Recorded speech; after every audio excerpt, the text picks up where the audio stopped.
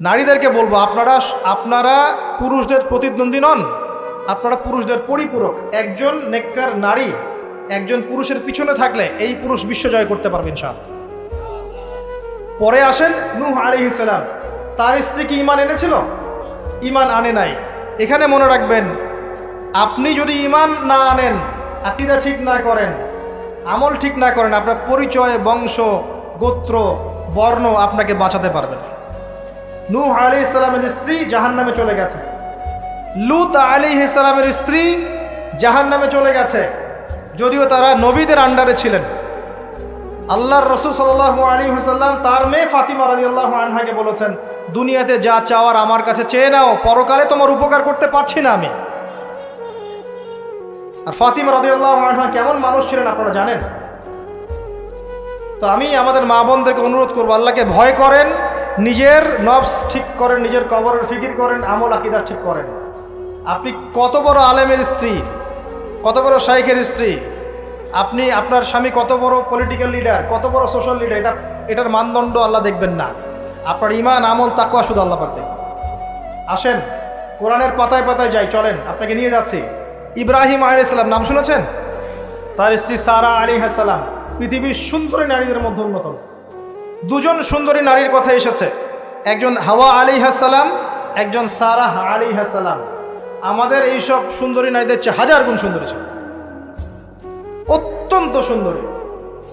খেয়াল করে দেখবেন, এই যে ইব্রাহিম আলাইহিস সালামের বংশধর যারা, তাদের চেহারা এবং সুরত কিন্তু অত্যন্ত সুন্দর। আমাদের নবী মুহাম্মদ সাল্লাল্লাহু আলাইহি ওয়াসাল্লাম প্রচণ্ড সুন্দর ছিলেন না? তার আদি পিতাকে ইসমাইল আলাইহিস সালাম না? ইসমাইল আলাইহিস সালাম ইব্রাহিম আলাইহিস সালামের সন্তান নয়? ওই দেখেন ব্লাড চলে আসছে। ইউসুফ আলাইহিস সালাম, তার বাবাকে ইয়াকুব আলাইহিস সালাম, তার বাবা ইসহাক আলাইহিস সালাম, তার বাবা ইব্রাহিম আলাইহিস সালাম, ওই যে একই লেগেসি দেখেন। তারা প্রচণ্ড সুন্দর ছিলেন। এমনকি নবী সাল্লাল্লাহু আলাইহি ওয়াসাল্লাম মেরাজের রাতে গিয়ে যখন ইব্রাহিম আলাইহিস সালামের সাথে সাক্ষাৎ করেছেন, তিনি পরে বলেছেন যে আমার শাকল, সুরত আর ইব্রাহিম আলাইহিস সালামের চেহারার মধ্যে অনেক মিল আছে, সাদৃশ্য আছে, একই রকম। আমরা কিন্তু দরুদের মধ্যেও মুহাম্মদ সাল্লাল্লাহু আলাইহি ওয়াসাল্লামের নামের পাশে ইব্রাহিম আলাইহিস সালামের নাম বলছি। তাদের উভয়ের জীবনে প্রচণ্ড মিল ছিল, একই রকম ছিল। পয়েন্টে আসেন, সারা আলাইহিস সালাম অত্যন্ত সুন্দরী ছিলেন। তিনি একাই তার স্বামীর সাথে বের হয়ে চলে গেলেন কোথায়? ওই যে প্যালেস্টাইন, যেটা এখন দখল করে রেখেছে এই জিউসরা। তার সাথে কেউ নাই, ইব্রাহিম আলাইহিস সালামের সাথে পরিবার নাই, সমাজ নাই, কেউ নাই। তার স্ত্রী আছে। একজন নেককার স্ত্রী সাথে থাকলে স্বামী বিশ্ব জয় করতে পারবে। এই জায়গায় আমি ছেলে মেয়ে সবার জন্য হেদায়েতের কথা বলছি। মেয়েরা আমাকে অনেক অভিযোগ দিয়েছে, মেয়ে নিয়ে কোনো কথা বলিনি ওয়াজের মধ্যে। আমি এখন কিছু কথা বলে শেষ করছি। সারা আলাইহিস সালাম যখন যাচ্ছেন, একজন লম্পট রাজা, মনে আছে, লম্পট একজন বাদশা তাকে ভোগ করতে চেয়েছিল, তুলে নিয়ে কিডন্যাপ করেছে। এ সময় ইব্রাহিম আলাইহিস সালাম মাজুর ব্যক্তি, নামাজে দাঁড়িয়ে গেছেন, আল্লাহর কাছে সাহায্য চাচ্ছেন। এটাই নবীদের সুন্নাহ। কোনো সমস্যায় পড়লে নামাজে দাঁড়িয়ে যেতেন। আর আমরা এখন সমস্যায় পড়লে হাউমাউ শুরু করি, তাই না? আর এদিকে সারা আলাইহিস সালাম আল্লাহর কাছে দোয়া করছেন, আল্লাহ তুমি যদি জেনে থাকো আমি আমার সতীত্ব আমার স্বামী ছাড়া অন্য কাউকে দেই নাই, তাহলে আজকে এই জালেমের হাত থেকে আমাকে রক্ষা করো। হাত বাড়াতে না বাড়াতেই তার হাত অবশ্যই পড়ে গেছে। তিনবার চেষ্টা করেছে, তিনবার বেহুশ হয়ে পড়ে গেছে। এই সারা আলাইহিস সালামের মতো সতীত্ব রক্ষাকারী জেনারেশন কি এখন আছে? এখন তো নিজের সতীত্ব বিলিয়ে দিতে পারলে বাঁচে। এমনকি কেউ যদি নাও নেয় সতীত্ব, দেখা যায় যে নগ্ন ছবি তুলে ইমো, ফেসবুক, হোয়াটসঅ্যাপে আপলোড দিয়ে শেষ করে ফেলছে, তাই করছে না? ভিডিও কলে প্রেম হচ্ছে, আপনার এই যে গার্লফ্রেন্ড বয়ফ্রেন্ডের সাথে কফি খাচ্ছে, বিছানায় যাচ্ছে, ডেটিং করছে। বিয়ের আগে সব শেষ। বিয়ের পরে যখন এরা কোনো ঘরে যাবে, ওই ঘরে কি সুখ আসবে, শান্তি আসবে? মা বোনদেরকে বলবো, আর আমাদেরকে খেয়াল রাখতে হবে, আমরা যেন আমাদের ঘরে সারা আলাইহিস সালামের মতো মেয়ে, স্ত্রী তৈরি করতে পারি। আল্লাহ পাক তৌফিক দান। দেখেন সতীত্বের পাওয়ার, আল্লাহ পাক হাত অবশ করে ফেললেন। এবার ওই বাচ্চা হাদিয়া দিচ্ছে হাজারা আলাইহিস সালামকে, ঠিক আছে? হাজারা আলাইহিস সালামকে ইব্রাহিম আলাইহিস সালাম বিয়ে করলেন, কি জন্য করলেন? সন্তানের জন্য। বাই দ্য ওয়ে, এখন আবার একাধিক বিয়ে যদি কেউ করে ফেলে তাকে সমাজে এবার বাঁকা চোখে দেখা হয়, তার মনে চরিত্র সমস্যা আছে। কিন্তু বিয়ে না করে বিয়ের আগে 10টা প্রেম করলে কোনো সমস্যা নেই, বিয়ের আগে 1000টা জেনা করলে কোনো সমস্যা নাই, পতিতালয় গেলে সমস্যা নাই, ফ্রি মিক্সিং গেলে সমস্যা নাই, গার্লফ্রেন্ডকে নিয়ে ঘুরতে গেলে ডেটিং করলে কোনো সমস্যা নাই। আবার বিয়ে করে ঘরে স্ত্রী থাকতেও বাইরে পরকীয়া করলে কোনো সমস্যা নেই। এগুলোকে আমরা উন্মুক্ত করছি, কিন্তু কেউ সাহস করে যদি কোনো বিধবার দায়িত্ব নেয়, কোনো তালাকপ্রাপ্তার দায়িত্ব নেয়, কোনো অসহায়ের দায়িত্ব নেয়, তাকে খারাপ চোখে দেখে। এই হলো আমাদের সাইকোলজি। অথচ আল্লাহ পাক এই বিধানটা দিয়েছেন কোরআন এবং সুন্নায়। যাই হোক, তার জন্য শর্ত আছে, শর্ত পূরণ না হলে করবেন না, কখনো ফরজ নয়।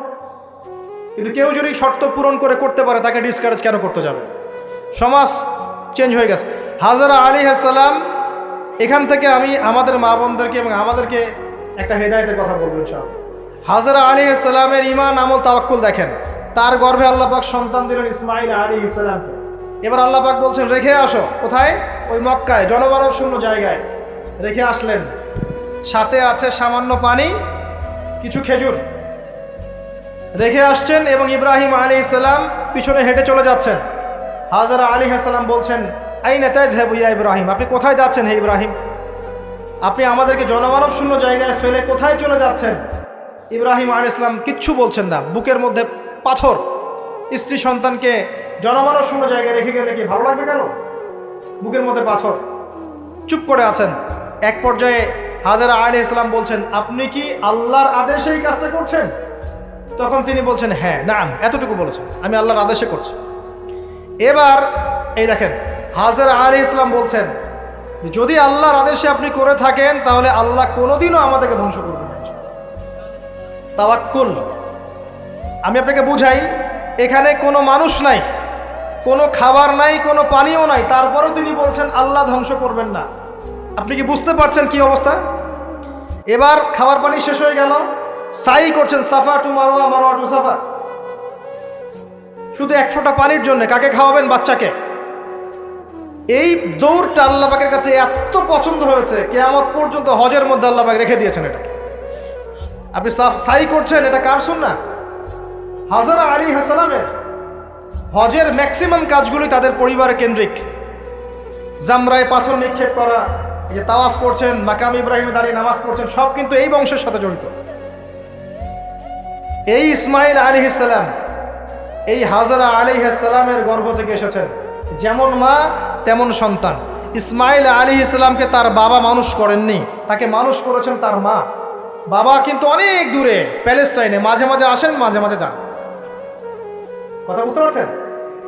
এরকম মায়ের গর্ভ থেকেই এমন সন্তান পাওয়া সম্ভব, যেই সন্তানকে তার বাবা বলছেন যে ইয়া বুনাই ইন্নী আরা ফিল মানামি আন্নী আযবাহুক, হে আমার সন্তান, আমি স্বপ্নে দেখেছি আমি তোমাকে জবাই করছি।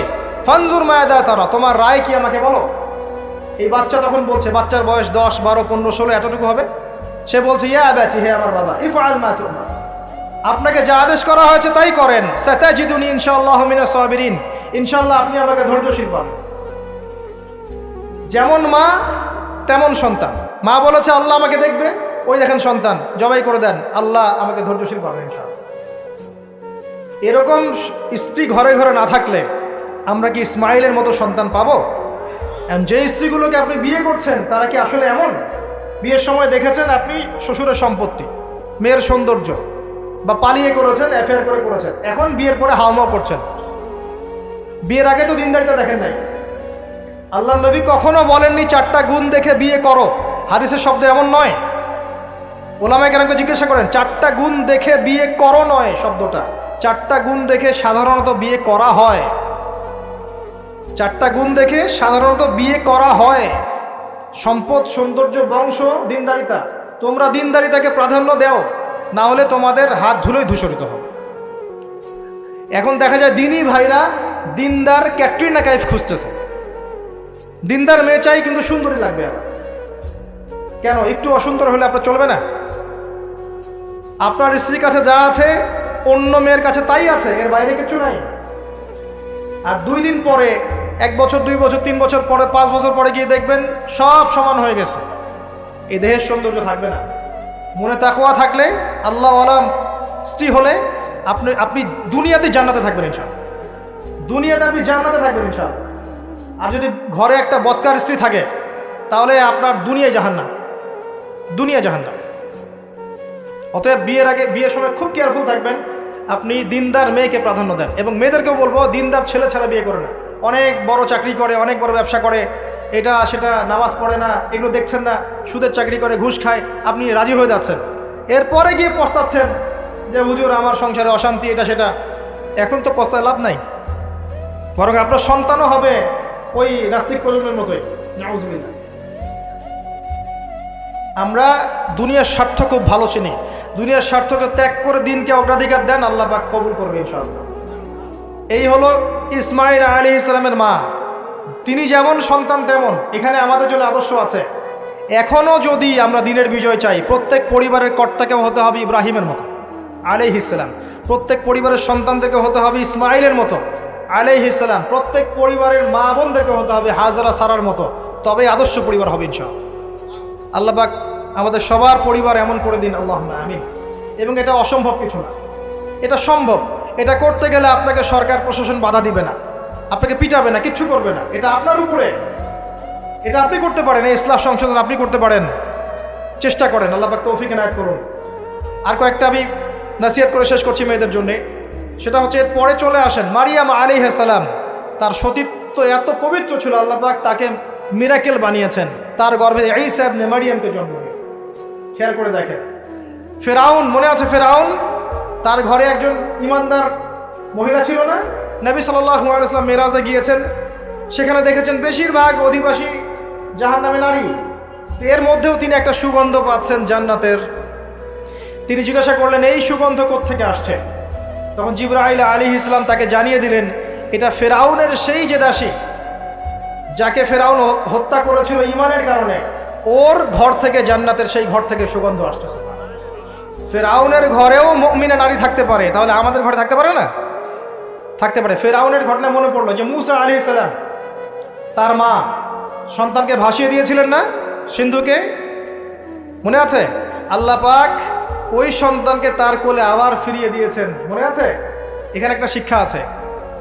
প্রিয় মা বোনরা, আপনারা যদি আপনাদের সন্তানকে আল্লাহর পথে দেন, আল্লাহ পাক আপনার চক্ষু শীতল করে দিবেন ইনশাআল্লাহ।